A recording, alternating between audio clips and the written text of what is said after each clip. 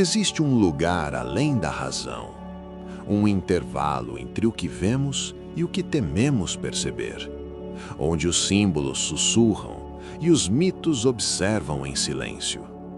Bem-vindos à Psicologia, Arquétipos e Heróis.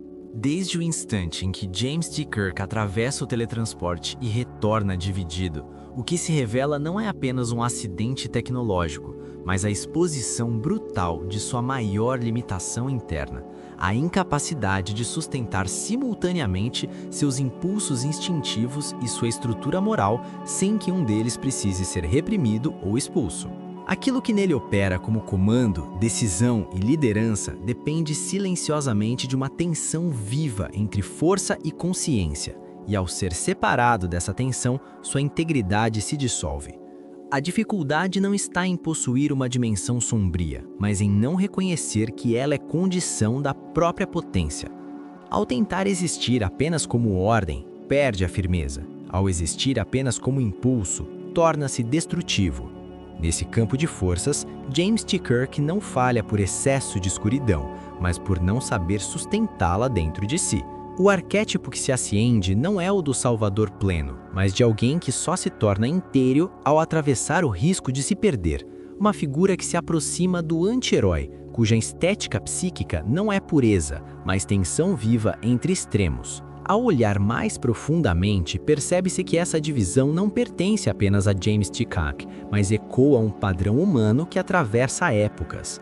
A psique coletiva reconhece nesse desdobramento o eterno conflito entre máscara social e forças internas não domesticadas. Aquilo que nele se apresenta como liderança é também uma construção adaptativa, uma face necessária para conduzir, decidir e ser reconhecido, mas que não contém a totalidade de sua natureza. Quando essa máscara se separa do impulso, ela se enfraquece, tornando-se hesitante, quase incapaz de agir. Ao mesmo tempo, a força instintiva, quando isolada, perde qualquer forma de autorregulação e se converte em impulso bruto. Esse padrão se repete silenciosamente nas sociedades contemporâneas, onde o excesso de controle produz fragilidade interna e a liberação sem consciência produz caos. Entre esses polos, a psique busca constantemente se reorganizar, tentando restaurar uma unidade que nunca pode ser artificialmente dividida sem consequências. A escuridão em James T. Kirk não surge como algo externo, mas como uma energia que sempre esteve presente, apenas contida. Quando ela se manifesta separadamente, revela-se através da impulsividade, da violência e da incapacidade de reconhecer limites. Não por maldade pura, mas por ausência de mediação. Essa emergência gera efeitos diretos, perda de controle, quebra de vínculos, ameaça àqueles ao redor e, sobretudo, um colapso funcional de sua própria existência. Já a sua outra metade, privada dessa força, torna-se indecisa, insegura, incapaz de sustentar o peso de suas próprias responsabilidades. O resultado não é apenas um conflito entre duas versões, mas a evidência de que nenhuma delas pode sobreviver isoladamente. A não integração dessa dimensão interna cria um bloqueio essencial, a impossibilidade de agir com firmeza sem se tornar destrutivo ou de ser ético sem se tornar frágil. A imagem que melhor amplia essa experiência é a de Dr. Jekyll e Mr. Hyde, onde a tentativa de separar moralidade e impulso gera não libertação, mas descontrole. Assim como Henry Jekyll busca purificar sua natureza ao isolar sua face sombria, apenas para vê-la ganhar autonomia e poder, James T. Kirk experimenta o mesmo colapso simbólico. Ao invés de eliminar o conflito, ele o intensifica.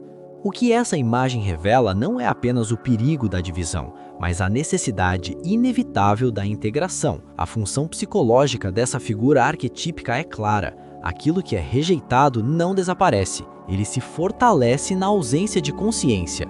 A unidade não nasce da exclusão, mas da capacidade de sustentar, dentro de si, aquilo que mais ameaça destruir a própria identidade.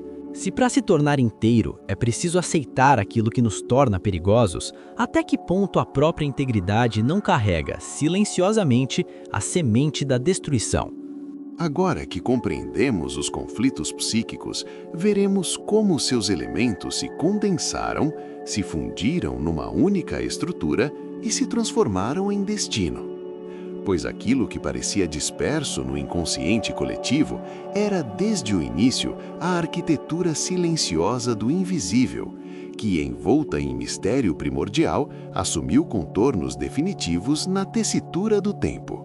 A cabine do teletransporte vibra como se o próprio ar rangisse por dentro, o que, considerando o histórico desse equipamento, já deveria vir com um aviso do tipo "use por sua conta e risco". Partículas invisíveis roçam a pele com uma intenção que ninguém pediu para entender, e a câmera desliza em traveling lento ao redor de James T. Kirk, enquanto sua forma se recompõe, como se estivesse sendo remontado por alguém que perdeu o manual. Um close sutil revela olhos levemente perdidos, nada muito fora do padrão para alguém que acabou de ser desmontado em nível molecular, e a câmera recua com elegância, talvez percebendo que insistir seria falta de educação cósmica. O uniforme de Fisher ainda carrega resíduos minerais com a teimosia de quem claramente não entendeu que a viagem acabou. Montgomery Scott observa os instrumentos enquanto os painéis piscam como se estivessem reconsiderando suas escolhas de carreira. E quando James T. Kirk retorna à nave, algo não encaixa, o que é sempre reconfortante, porque nada diz "tudo sob controle" como um capitão levemente errado logo após o transporte. Os corredores recebem os passos com uma resistência sutil, como se a própria nave estivesse pensando, isso não vai terminar bem. Uma segunda presença surge sem convite, o que, convenhamos, já é socialmente questionável, e James T. Kirk passa a existir em duplicidade, embora apenas um ainda lembre como ser civilizado em público. O outro atravessa os espaços com uma energia irregular, como se estivesse constantemente a 2 segundos de tomar decisões ruins com muita confiança. Ao mesmo tempo, uma criatura transportada apresenta o mesmo problema, versão dócil e versão agressiva, porque aparentemente o teletransporte agora também oferece upgrade de personalidade. Os sistemas da nave reagem com respostas curtas, quase tensas, como um computador que preferiria pedir demissão, mas ainda não encontrou o botão. A tensão se espalha como um calor abafado, aquele tipo que faz você reconsiderar suas escolhas de vida. Janice Rand sente o ar pesar antes mesmo da presença surgir, o que, em retrospecto, seria um ótimo momento para sair discretamente de cena. O espaço se fecha, as paredes parecem se inclinar, e o encontro acontece com uma violência que dispensa apresentações formais. A resistência dela deixa marcas visíveis, enquanto o ambiente observa com a indiferença típica de quem já viu episódios demais para se surpreender. Quando Fisher tenta intervir, é derrubado com a eficiência de alguém que claramente não leu o roteiro completo. Na ponte, ordens são dadas com firmeza, ou algo muito convincente que imita a firmeza, enquanto uma hesitação silenciosa se infiltra. Porque liderar é importante, mas liderar estando parcialmente duplicado talvez não estivesse no treinamento básico. Na engenharia, os sistemas vibram com uma frequência irregular, como se estivessem tentando resolver um problema existencial além das suas especificações técnicas. O confronto entre as duas versões de James T. Kirk acontece sob luzes trêmulas, criando aquele clima perfeito de "isso definitivamente vai dar errado antes de melhorar".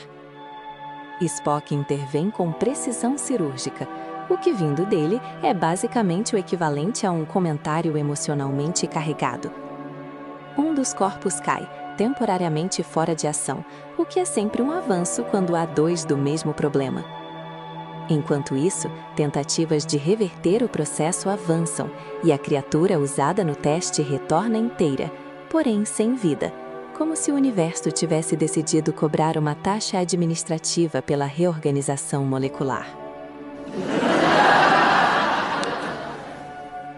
A urgência se instala e a nave inteira parece se contrair em torno da decisão final, um ambiente perfeito para escolhas rápidas e absolutamente questionáveis.